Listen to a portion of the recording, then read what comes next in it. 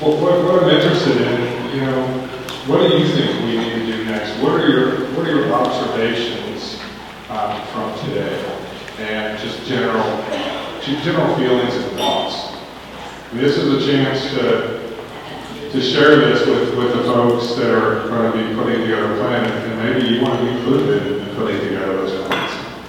Anyone? Here.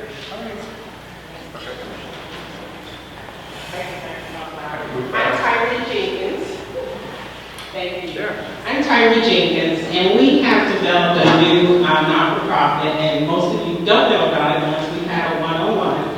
It's called Madison Christian Health and Developmental Services. And what we have is some properties downtown that we are developing to be utilized in the community for services. For example, the property on 524 Jefferson Street is going to be used. If anyone has heard of the new Stride Center that Centerstone did in Columbus, Indiana, they have one in Bloomington. We're trying to mimic something like that, like a crisis center.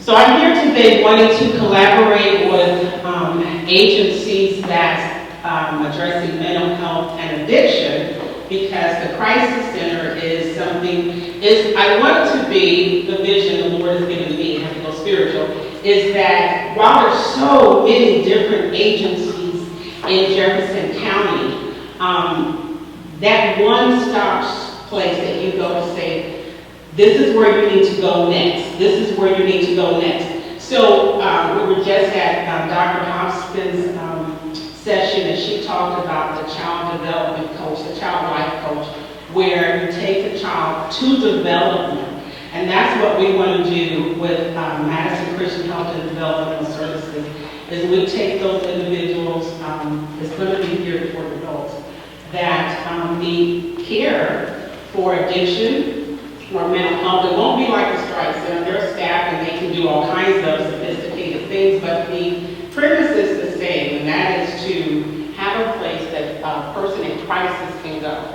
The police department wants somewhere they can take someone that doesn't have to go to jail, or the Jefferson House can't take people that have mental health, but they're just coming out of, where do they go as soon as they get out of jail? So there's so many agencies that are already developed, and a lot of agencies just can't meet a certain need, but we want to try to fill the gap to bring the resources together to refer people to the next step and the next step until they do have that sense of resiliency and productivity.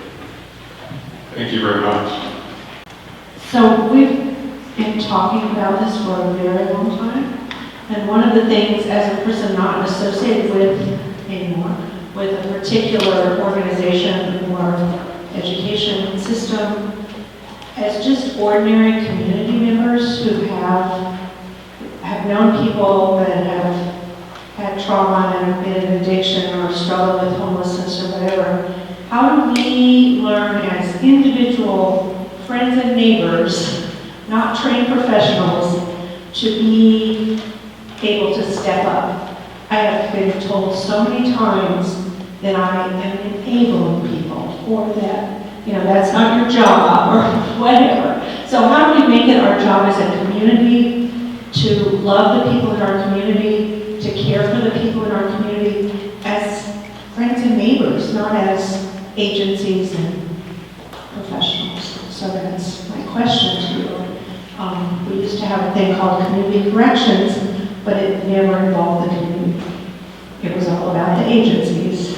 So as agency people, please think about how can friends and neighbors, family members, be that stepping up and that speaking love to people, and not doing the wrong thing if we are, by enabling people.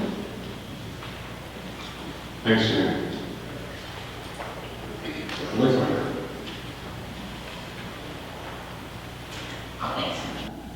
When you change approach, or you say, no, that doesn't work, we need to go do this, you have to understand that those people can sometimes take that as everything you've done for these last 20 years to try to help was wrong. And no one wants to hear that, right? Because generally speaking, they have good intentions. Or the they're doing things the way they were taught to do them as a child, and that's emotionally important to a person. So I guess my advice when we're trying to affect a change in a way of thinking in a community is you have to do it in a very patient and non-judgmental way. I seriously hope I'm not misquoting, but I think it was Maya Angelou, to get real deep, that said, once you know better, do better. And it's really that simple, but we have to be patient when we're trying to convince. You can't go at it, you can't headbutt that wall into submission, into changing the way of thinking. You have to understand that these things are deeply personal for people. The societal changes that we're seeing, the resistance that we're seeing in societal changes, it's because it's deeply personal, and to some people you're almost insulting the way they live their life. So keep that in mind when you're trying to influence people. These kids want to talk. They want to talk. They want you to hear them. Not all of them, but a lot of them. And it's hard when you're used to, when you were told, we don't talk about those things. You know, those are things that you don't share with other adults. So I'm from a community where this work is also being done. We're a little bit ahead of where you are, so I can share this. There's going to be resistance. There's going to be resistance from organizations and from adults because we're used to keeping things to ourselves and not talking about it. But I can guarantee you that there are children and youth that want to talk about it. They want to talk about mental health. They want to talk about gender identity. They want to talk about sexual orientation. They want to talk about the issues that they're facing. I am asking you to please, you're all here, as the panel said, because you want change and you want growth. Please be empowered to stand up to those opposing viewpoints and change your own mindset, which I've had to do, and say, it's okay to talk about this.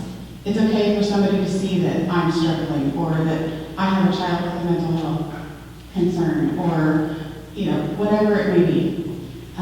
Because that stigma continues if we don't model that behavior. So I'm just kind of putting it out there too. As you move forward in this work, know that there's going to be opposition. Remember who you're doing it for, and let them speak. Well, a program, and I'm following up on my good friend Naja, who said, what is it we want today, tomorrow, a year from now, 5 years from now? We can't do it tomorrow, but I would like to see within a year that we have a Handle with Care program in this community.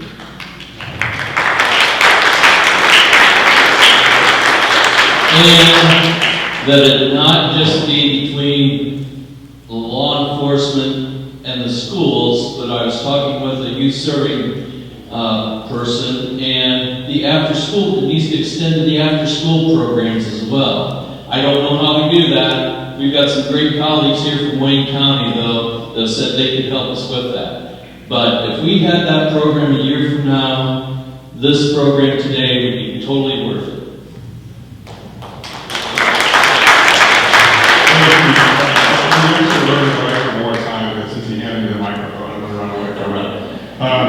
I think about this as there's a multiplier effect.